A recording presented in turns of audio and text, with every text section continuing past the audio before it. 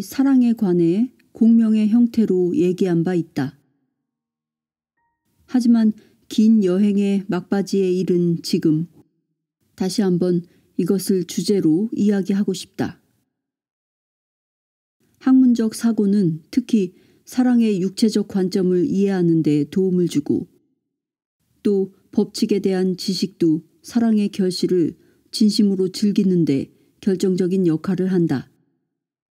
마지막으로 전하는 태초의 원칙에 대한 지식이 사랑에 대한 이해에 또 하나의 차원을 열어줄 것이다. 사랑의 생화학. 자신에게 적합한 상대를 만날 때 사랑 호르몬이 발산한다. 사랑에 대해 이야기하는 사람은 보통 위대한 감정과 낭만적인 순간을 생각하기 마련이지만 전 세계에 널리 퍼진 사랑을 학문적으로 접근하는 방법도 있다. 사랑의 생화학은 세상 모든 주제 중 가장 흥미진진한 사랑에 대해 통찰할 수 있도록 한다. 사랑의 욕구를 일으키는 호르몬 에스트로겐과 안드로겐에 대해서는 이미 오래전에 작용의 비밀을 알아냈다. 그뿐만 아니라 마치 구름 위로 둥둥 떠다니는 것 같은 기분의 도취적 사랑의 비밀에 대해서도 생화학적으로 풀어낸 바 있다. 그것을 마법을 풀었다고 표현해야 할까? 우리가 상대의 눈을 들여다보자마자 신경 전달 물질이 미친 듯이 활동하는데 이것은 바로 신경체계와 선 사이로 전달되는 호르몬 또는 전달 물질이다.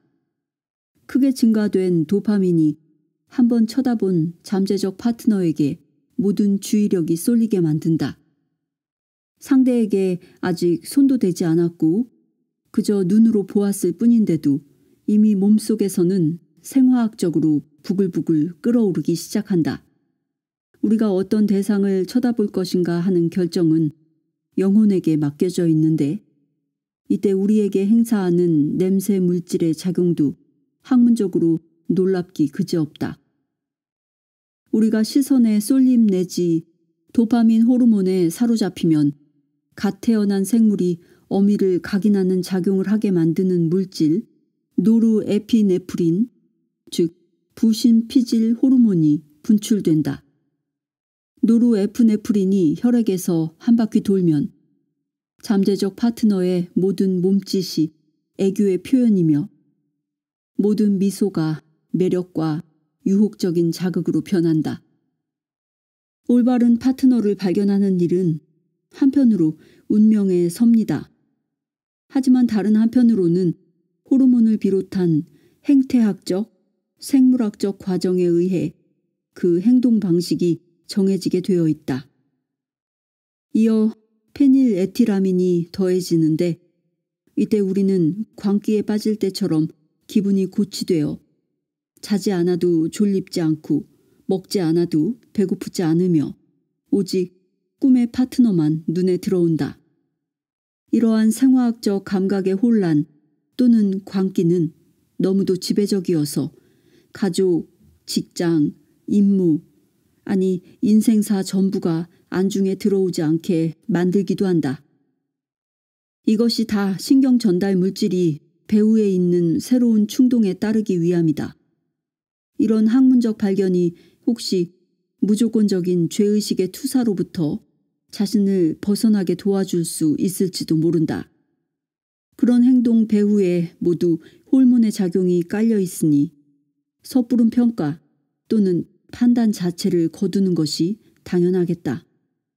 그 같은 영향력이 얼마나 강할 수 있는지는 사람들 대부분이 과도한 알코올 섭취로 생기는 대뇌의 중독 상태를 보고 알고 있다. 술에 심하게 취한 사람이 좌중에 어울리지 않게 행동하는 것에 대해 보통은 술 마시면 다 그렇지 하며 눈 감아준다. 그렇다면 도파민과 노르에피네프린, 페닐에틸아민 등의 호르몬이 뒤섞여 만들어진 칵테일의 영향으로 미친 듯 사랑에 빠진 상태가 왜 안 되겠는가? 우리는 처음에 특별한 시선을 통해 사랑에 빠지는데 이때는 영혼이 역할을 한다.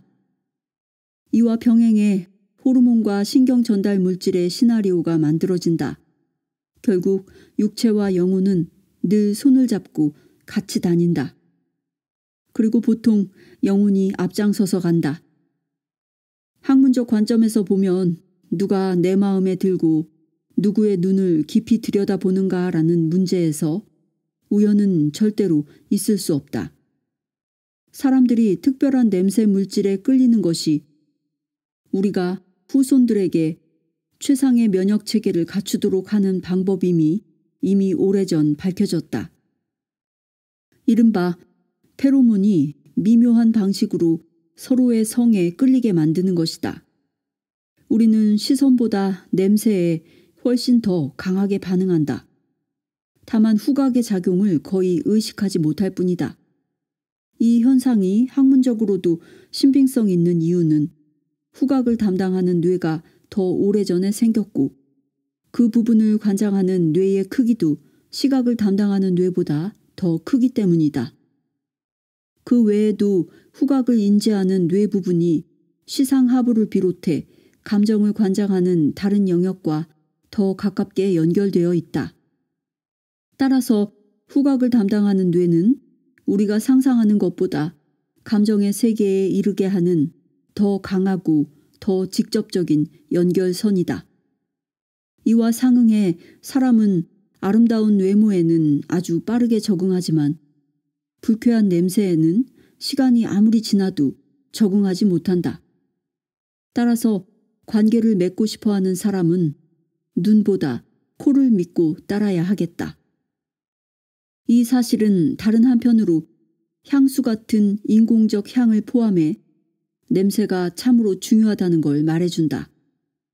사랑과 파트너 관계에서 냄새의 무의식적인 역할이 얼마나 큰지 알아보기 위해 임신한 여성과 임신하지 않은 여성을 대상으로 파트너 선호도를 연구한 결과가 있다.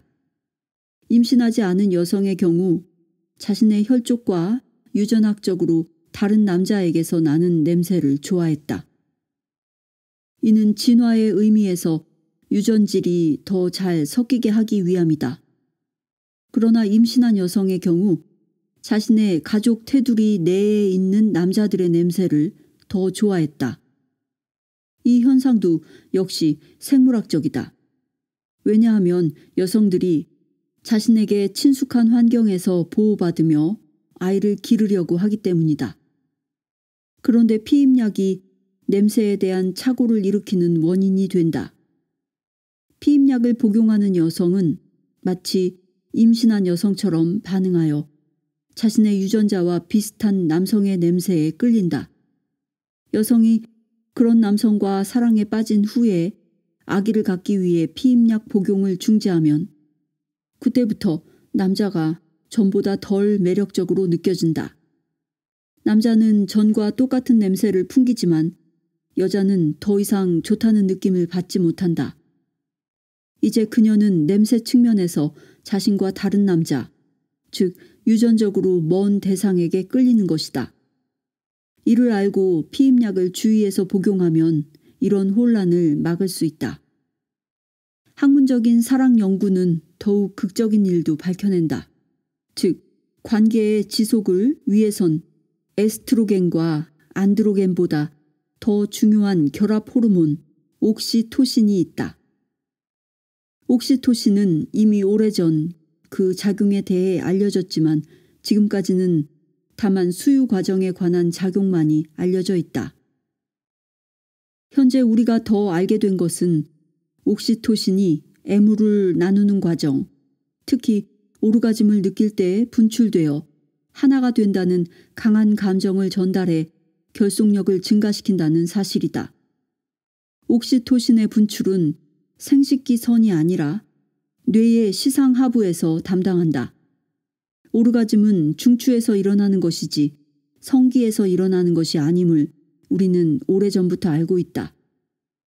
마찬가지로 옥시토신은 수유를 단순히 아기에게 젖을 준다는 행위를 넘어 매우 중요한 일로 생각하게 만든다. 실제로도 수유는 아기에게뿐만 아니라 엄마에게도 똑같이 중요하다. 수유가 아기와의 관계와 감정을 매우 강도 높게 만들어주기 때문이다. 사랑 행위 때 일어나는 과정을 비롯해 절정에서도 결합물질 옥시토신이 방출되면 관계 유지에 도움이 된다. 이것을 보면 소위 현대적 삶의 방식이라고 하는 원나잇 스탠드로 흐르는 경향에 비해 자연이 얼마나 보수적인지 알 수 있다. 옥시토신은 현대적 경향을 저지하는 기능을 하며 역시 자연의 노력이라 하겠지만 종을 유지하고 아이들에게 최대한 안전한 보금자리를 제공하는 가족을 확고히 만드는 기능을 한다. 또 다른 신경 전달 물질로 쾌락을 느끼게 하는 호르몬 세로토닌은 항상 전초전에서 더 많이 활동한다. 세로토닌은 사랑에 빠진 상태에서가 아니라 사랑 속에서 힘을 발휘한다. 첫눈에 반한 광기와 같은 사랑의 기분이 점차 안정된 느낌에서 생겨나는 깊고 편안한 기분에 자리를 내줄 때 세로토닌이 본격적으로 인생과 피 속에서 활개를 친다. 이런 사실을 알므로써 일상생활에서도 꽤 유용한 게 많아진다. 예를 들어 앞으로는 우리가 코에 더 신경을 쓸 수 있을 것이다. 한편 오직 원나잇 스탠드에 목적을 둔 사람이라면 특정한 시선과 손가락과 입 동작을 더욱 주의를 기울여야겠다. 반대로 학문적 지식을 바탕으로 관계를 더욱 깊이 있게 만들 수도 있다. 절정의 순간 몇 분 동안 눈을 뜨고 서로를 쳐다보면 도파민 작용으로 사랑의 삶을 크게 변화시킬 수 있다. 젖꼭지를 집중적으로 애무하면 옥시토신에 의해 결속감이 더 깊어진다. 물론 이 모든 마법적 신경 전달 물질을 간단하게 사서 훌쩍 마실 수 있게 하는 게 어쩌면 시대 정신에 맞을지도 모르겠다. 하지만 아직까지 그런 물질은 없다. 다만 오르가즘이 신경 전달 물질을 생산하고 분출하게 만들 수 있을 뿐이다. 그러나 수많은 사람들이 좀 더 편한 방법을 찾는다. 외부에서 세로토닌을 찾아 나선 미국인 6천만 명이 오늘날 항우울제로 쓰이는 선택적 세로토닌 재흡수 억제제를 삼켰고 그로 인해 큰 부작용을 겪었다. 엄청나게 많은 청소년들이 각성제 암페타민과 같은 특성이 있는 환각제 엑스터시를 삼킨다. 이 마약은 체내에서 이용 가능한 세로토닌을 있는 대로 모두 분출해 환각의 쾌락을 느끼게 하는 까닭에 엑스터시라는 이름이 붙었다. 세로토닌을 찾아 나서서 초콜릿을 비롯해 단 것을 마구 먹어대는 사람의 수는 그보다 훨씬 더 많다. 사실 초콜릿에는 체내에서 세로토닌으로 전환되는 세로토닌 전단계 물질인 L-트리토판이 소량 들어있다. 그러나 초콜릿을 먹어서 생기는 부작용, 즉 제2형 당뇨병과 비만증은 유감스럽게도 너무나 극적이다. 음식 섭취로 75%의 사람에게 L-트리토판과 세로토닌 공급이 충분한 효과를 내는 간단한 방법이 있다. 아침마다 공복에 곱게 간 생식 아본비타를 한 숟가락씩 먹는 것이다. 물론 그것을 먹는다고 해도 도취감이나 쾌락을 느끼는 건 아니다. 세로토닌이나 성호르몬이나 다 마찬가지다. 하지만 이런 호르몬이 결핍될 경우 아무것도 느낄 수 없는 상태가 될 수도 있다. 또 호르몬이 아무리 많다고 해도 호르몬만으로 위대한 사랑이 만들어지는 것도 아니다. 우선은 자신에게 알맞은 상대를 만날 기회를 만들어야 한다. 그래야 다음 과정으로 위대한 사랑이 만들어질 수 있지 않은가. 쾌락을 분출하는 데 적합한 상황이 되어야 호르몬이 필요해지고 그때 충분한 세로토닌을 바탕으로 행복한 쾌락을 느낄 수 있다. 사랑 그리고 삶의 법칙. 파트너를 통해 나 자신을 돌아볼 수 있을 때 삶은 비로소 순탄해진다. 마지막 이야기는 다시금 법칙, 특히 공명의 법칙과 연관된다. 세상은 파트너와 문제가 있는 사람들로 가득 차 있다. 지금으로서는 누구도 원치 않는다는 것 또한 파트너 문제의 형태이다. 파트너에 관한 상담을 하다 보면 이런 생각이 든다. 인류의 절반은 관계를 맺고 살면서 관계 밖으로 나가려고 애쓰는 일보다 더 중요한 일이 없고, 나머지 인류의 절반은 관계를 맺지 못한 채 살면서 관계 속으로 들어가려고 애쓰는 일보다 더 중요한 일이 없다는 것이다. 파트너 관계가 맺어지는 메커니즘은 두 가지 핵심적 법칙에서 생겨난다. 행복을 위한 파트너 관계는 공명의 법칙에 따른다. 다른 말로 표현하면 끼리끼리 잘 어울린다라는 얘기다. 구원을 위한 파트너 관계는 대립의 법칙을 따르는 것으로 나와 다른 사람에게 끌린다라는 경우가 여기에 해당한다. 문제는 행복을 위한 관계는 편안하고 좋은 느낌이지만 서로의 발전에 기여하는 부분이 적어 지루해지는 경향이 있다. 반면 구원을 위한 관계는 성장과 발전에 크게 도움이 되지만 편안한 느낌이 부족하고 차이가 나는 부분이 많아 서로 견디기 힘들다는 단점이 있다. 그러므로 모든 것이 두 종류의 관계의 절충으로 흐른다. 따라서 내가 어떤 관계를 진행하고 있는지 알아야 한다. 특히 무엇보다 법칙을 알고 처음부터 활용했을 때 파트너 관계가 발전과 자아 인식을 위한 훌륭한 기반이 될 수 있다.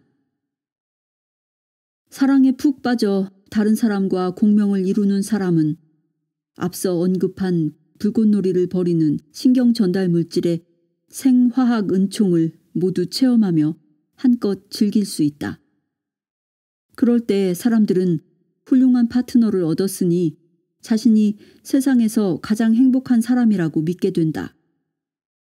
물론 운명이란 고약해서 사랑에 푹 빠지는 일이 벌어지면 이어 신경 전달 물질이 만들어낸 광란의 불꽃이 식어버리고 그 다음으로 대립의 법칙에 따라 이 멋진 사람에게서 그림자 측면이 드러나는 건 시간 문제다. 이 그림자 측면이 사람을 화나게 만든다. 그림자가 자신의 모습을 되살리기 때문이다.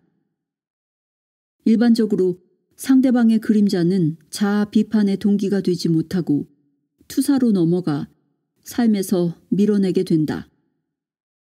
이것이 관계가 깨지는 결과로 이끈다.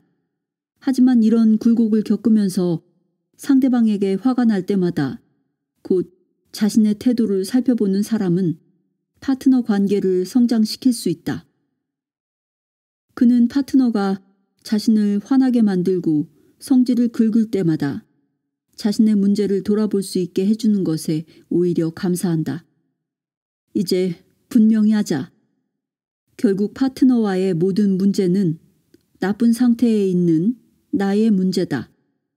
그 때문에 마주한 사람을 보고 언짢아지는 것이다. 이 사실을 알면 공동의 미래를 위한 좋은 패를 갖게 되는 셈이다. 이런 의미에서 좋은 파트너 관계를 위해 할 수 있는 것은 우선 모든 것을 자아 비판적으로 보고 지금껏 상대방에게서 언짢게 느꼈던 것을 관찰해 보는 것이다. 그리고 그 점에 대해 일종의 자아 치료를 하는 것이 좋다. 이런 점은 다른 사람과 새로운 관계를 맺는다 해도 시간이 조금 지나면 다시금 문제로 나타나기 때문이다. 이런 관점에서 볼 때 파트너 관계는 단순히 쾌락과 사랑의 원천이 아니라 배움과 성장의 원천이다. 파트너 관계야말로 정신을 위해서는 회춘의 셈이고 영혼을 위해서는 밝은 빛으로 이끌 수 있는 그림자 치료라 할 수 있다. 사랑 그리고 태초의 원칙. 사랑의 영역에 존재하는 태초의 원칙을 중시하고 여기에서 영감을 얻어라. 태초의 원칙 관점에서 사랑을 고찰하는 일은 사랑하는 사람들에게 큰 기회를 제공한다. 또 일반적인 관점에서 몇 가지를 설명하기도 한다. 사랑은 금성, 비너스, 그리고 고대 사랑의 신 아프로디테의 원칙 아래에 있다. 그뿐만 아니라 아프로디테는 아름다움과 조화와 평화를 상징한다. 아프로디테의 출생과 역사는 인간에게 행사하는 여신의 관심사와 방법을 드러낸다. 아프로디테의 출생 장면은 그야말로 드라마다. 제우스의 아버지로 그리스 신화에서 크로노스로 존경받는 로마 신화의 사투르누스, 토성은 일상, 충실, 신뢰를 대표한다. 크로노스가 그의 아버지 천왕 우라노스를 낫으로 거세해 성기에서 흐르는 마지막 정액 거품을 바다에 뿌렸고 그것이 수정되었다. 태초의 남성인 천왕 우라노스는 갑작스러움과 불예측, 타제의 원칙을 가진 신으로 빛의 이상형으로 구체화된다. 이 우라노스가 자신의 마지막 정액으로 태초의 여성이자 은총과 헌신의 바다와 수정을 이루고 둘의 결실로 아프로디테, 즉 비너스가 바다에서 솟아난다. 거품에서 태어난 비너스는 하늘의 아버지에게서 가볍고 공기 같은 유전자를 물려받고 바다의 어머니에게서 흐르는 물과 같은 유전자를 물려받았다. 이 결합을 상징하는 데에 공기와 물에서 생겨나 가볍게 날아가는 거품보다 더 간단하고 적합한 비유가 있을까? 폭력 행위에 의한 탄생, 그리고 그로 인해 공격을 대표하는 군신 화성의 원칙과도 매우 강하게 결합되어 있지만 그럼에도 사랑은 신들과 사람들의 희망이다. 아버지의 마지막 정액 거품이자 그의 유산이 바다 어머니의 거품과 결합함으로써 은총과 희생이라는 주제와 함께 넵튠의 세계와도 결합하게 된다. 그녀 아프로디테는 태초의 존재들 간의 싸움과 폭동에서 발전해 형성된 최초의 미녀다. 그녀의 내면에서 완전한 아름다움을 만드는 천상의 생산력이 생겨난다. 이 아름다움은 모든 존재를 지배하는 동시에 신과 사람들에게 추앙받는다. 천왕 우라노스가 대지의 어머니 가이아와의 관계에서 오직 실패한 자식들만 낳은 반면 심한 상처를 입은 천왕은 또 하나의 여성적 측면의 바다와 수정해 그지없이 아름다운 아프로디테의 모습으로 보다 큰 성공작인 자식이자 사랑을 만들었다. 아프로디테는 하늘의 가벼움과 물처럼 흐르는 감정의 풍부함이 하나로 결합된 것이다. 사람을 사로잡아 단번에 마음을 빼앗는 돌발성과 놀랍기 이루 말할 수 없는 독특한 기발함은 아버지 우라노스의 양념인 셈이다.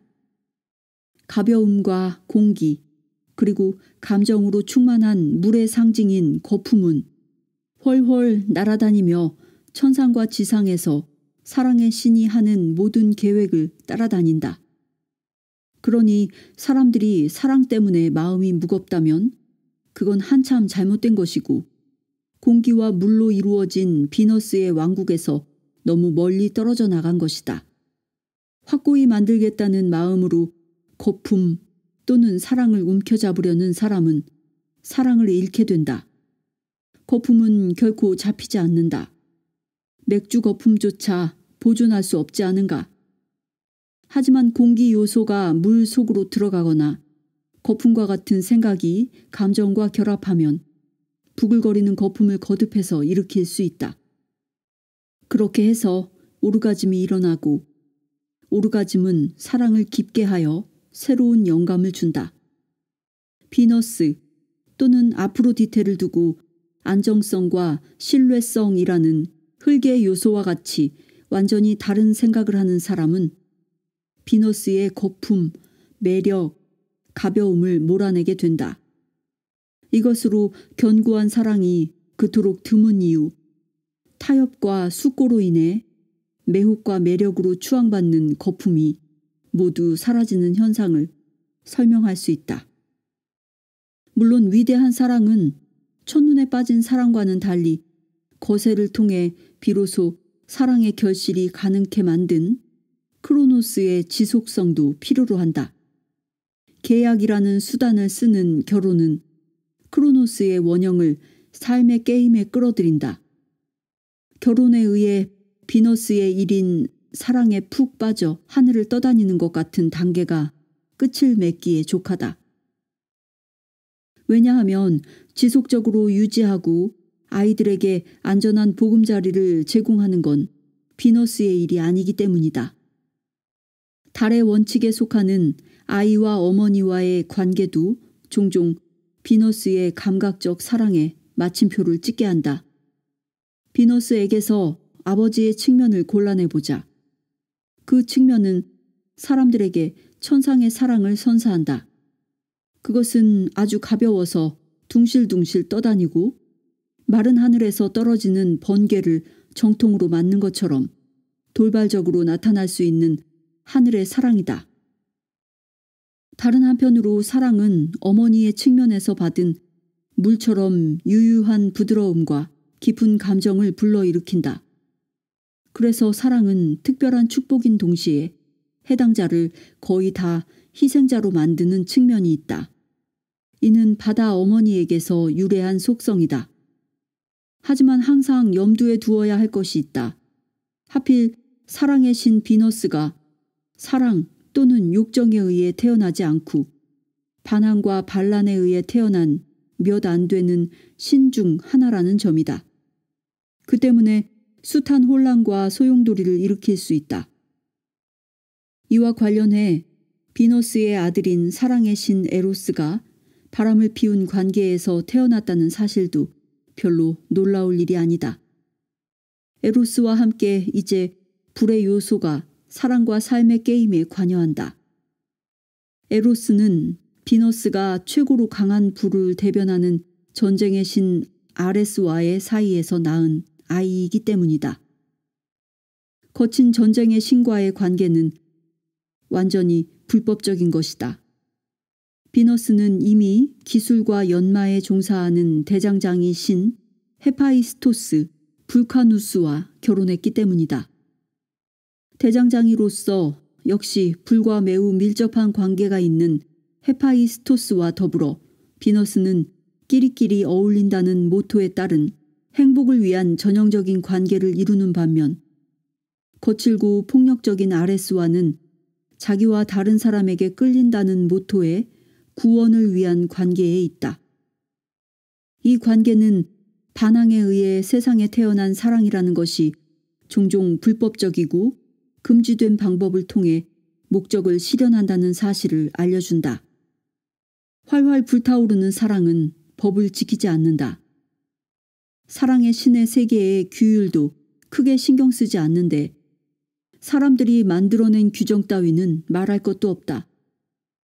물론 사랑에는 지상의 규율보다 하늘의 규율이 더 우선시된다. 불과 물과 공기가 삼위일체를 이룰 때는 사랑이 에로스와 더불어 삶의 게임 속에 들어와 하늘에 있는 위대한 아버지를 기억하는 뜻으로 행복한 가벼움과 둥둥 떠있는 지극한 쾌감을 주는 특별하고 대단한 경험을 한껏 제공한다. 거기에 천상의 아버지로부터 온 에너지와 고치적인 힘이 더해지고 위대한 어머니 바다에서 온 감정의 깊이와 물이 흐르는 느낌이 더해진다. 이렇게 에로스의 노력은 대부분 인간적 차원의 계획을 훨씬 넘어서며 종종 합법성조차 넘어선다. 여기서 신중하게 고려해야 할 점은 에로스 역시 흙의 요소를 조금도 가지고 오지 않았다는 것이다. 그래서 에로스의 영향으로 인해 발을 디뎌야 하는 땅을 잃을 위험이 비너스의 영향보다 더 크다. 에로스에 의한 사랑의 혼합은 쉽게 사람의 마음을 빼앗고 또 뒤엎을 수도 있으니 에로스의 소용돌이에 몸을 맡긴 자여 복되도다. 사랑에 빠진 사람은 중력으로부터의 자유로워진 기분이 든다. 그들은 타들어가는 사랑의 화염 속에서 오직 뜨거운 열망의 불꽃과 흐르는 감정의 홍수, 그리고 하늘을 가볍게 떠도는 새와 같은 영혼만을 느낄 뿐이다. 그래서 사랑에 빠진 사람은 자신이 육체를 가진 지상의 존재이며 땅의 법칙에 속해 있다는 사실을 쉽게 그리고 기꺼이 잊어버린다. 그러나 가슴이 불타오르고 사랑의 감정이 큰 파도로 일어나는 걸 억제하지 못해 사랑을 통해 천상의 세계에서 논일고자 둥실 떠오르는 일이 심심찮게 일어난다 해도 언젠가는 다시 땅으로 되돌아와야 한다. 땅으로 돌아온 후에 연인들에게는 중력의 무게가 2배로 가중되어 큰 부담이 된다. 행글라이더 비행사든 글라이더 조종사든 또는 낙하산을 타고 뛰어내리는 사람이든 나사의 우주 비행사든 비행사라면 너나 할 것 없이 경험을 통해 이룩하는 것이 얼마나 쉬우며 반면에 딱딱한 대지에 착륙하는 일은 또 얼마나 힘들여 배워야 하는지를 잘 안다. 에로스도 세상 모든 어린이들과 마찬가지로 양쪽 부모에게서 자신의 유전자를 물려받았다.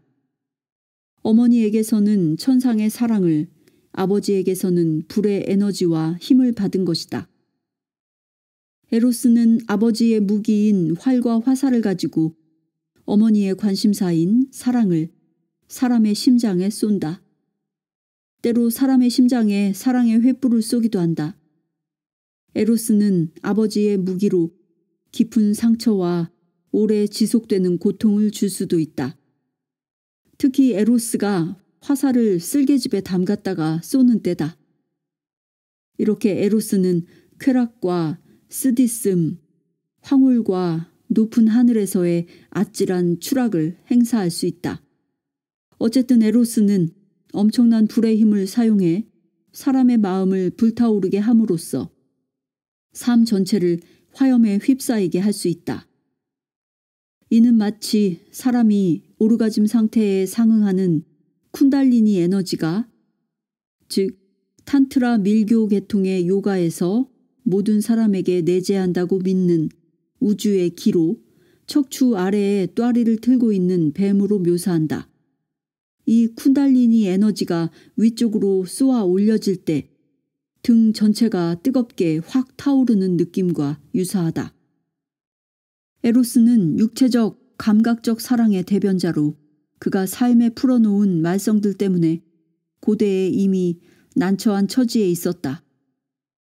에로스는 원래 위대한 그리스의 판테온 신 중 하나였지만 아테네 시대에 급격하게 명망을 상실했다. 에로스의 문화적 신분 강등은 헤라와 모건 사회의 신분 강등과 더불어 진행되었다. 반면에 한편으로는 제우스와 부권 사회의 상승이 이루어졌다. 여성 원형적 세계에서 에로스는 모든 신 가운데 왕이었지만 남성 원형적 시대에 이르러 1차적으로 존경을 잃었다가 후에는 심지어 조롱거리가 되었다. 고대 로마 시대의 에로스는 노골적인 남성적 군사 문화와 함께 작고 뚱뚱하고 볼이 포동포동한 소년으로 퇴락했다. 이제 숨어서 활을 쏘는 에로스는 더 이상 진지하게 받아들여지지 않았다. 이와 함께 그리스인들에 의해 아프로디테 사원에서 수준 높은 사랑의 기술로 발전했던 사랑의 문화도 자연히 쇠퇴했다. 로마 시대에 와서 사랑의 사원이 퇴락하기 시작해 서서히 돈을 주고 사는 사랑과 값싼 쾌락의 장소로 변질된 것이다. 이는 사랑이 발전하려면 원형적 여성의 장이 필요하며 남성적인 것이 지배하는 힘든 시기에는 사랑의 측면이 어려워진다는 걸 보여준다. 오늘날에도 몇몇 사랑의 문화를 주로 여성이 관장하는 한편 남성들은 직업 전선에서 싸우고 있다. 사랑의 대변자 에로스의 신분 강등은 다소 상반된 가치평가와 더불어 현재에도 계속된다. 비록 에로스가 오늘날까지 거의 모든 사람들을 휘몰아대고 때로 그의 마력에 끌려 들어가기도 하지만 에로스가 존경과 평가를 받기는 점점 더 어려워지고 있다. 현대의 에로스 센터는 사창가로 평가절하된 그의 그림자만을 표현한다. 물론 에로스 센터는 사회 주변부에 있는 존재로서의 에로스, 아모르와 잘 들어맞는다. 에로스가 아프로디테와 아레스의 부정한 관계에서 태어났기 때문이다. 사랑의 영역에 존재하는 태초의 원칙을 중시하고 거기서 영감을 얻는 사람은 대립성과 공명이라는 거대한 두 법칙이 파트너 관계에 많은 영향을 미친다는 걸 인정하게 된다. 그리고 파트너 관계와 자기 자신에 대해 좋은 관점을 가진다. 또 상대 입장을 더욱 잘 이해할 수 있게 된다. 거기에 모든 것이 잠재적으로 깔려있는 시작의 법칙을 자세히 관찰하는 행위가 더해지면 사랑이라는 거대한 삶의 주제와 관련된 자신의 상황을 이해하기 위한 또 하나의 중요한 모자이크 조각을 발견하게 된다. 그런 후 사랑이라는 주제를 두고 타인과 게임을 벌이는 사람은 게임에서 자신의 역할과 상황을 더욱 잘 파악하고 수월하게 받아들이며 높은 가치를 둘 수 있다. 원이 완성되다. 운명의 법칙을 인지하고 활용하라. 우리는 맨 처음 피타고라스와 그의 학파에 관한 이야기로 법칙 세계의 여행을 시작했다. 피타고라스의 두 학파는 내면의 에소테로스 영향권과 외면의 엑소테로스 영향권을 가지고 있다. 피타고라스 학파 회원들은 가장 내밀한 범위에서 이 책에서 우리가 했던 것처럼 사물의 본질을 연구하고 외면의 범위에서는 기능적 활용, 즉 수의 본질 대신 실용적 계산에 중점을 두어 연구했다. 두 가지의 연구가 다 의미 있고 중요하다. 그러나 수는 실제적인 활용보다 그 자체로 본질적 존재임을 수의 유래를 보면 알 수 있다. 우리는 대체로 현재 사용하는 10개의 숫자가 아라비아에서 온 것이라고 여긴다. 하지만 숫자는 그 이전부터 이미 존재하고 있었다. 다만 사람들이 그 존재를 인식하고 중요하게 받아들이기까지 수백만 년이 걸렸을 뿐이다.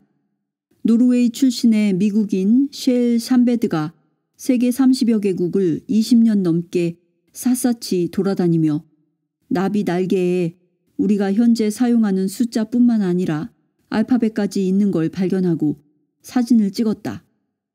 나비 날개에서 솜털 하나 건드리지 않은 상태에서 그대로 찍은 사진이다. 따라서 우리가 숫자와 알파벳을 고안한 것이 아니다.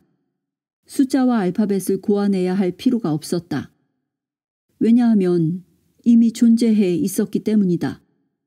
또 우리가 따르는 법칙과 규율을 새로 만들 필요도 없다. 법칙과 규율도 마찬가지로 이미 존재하고 있기 때문이다.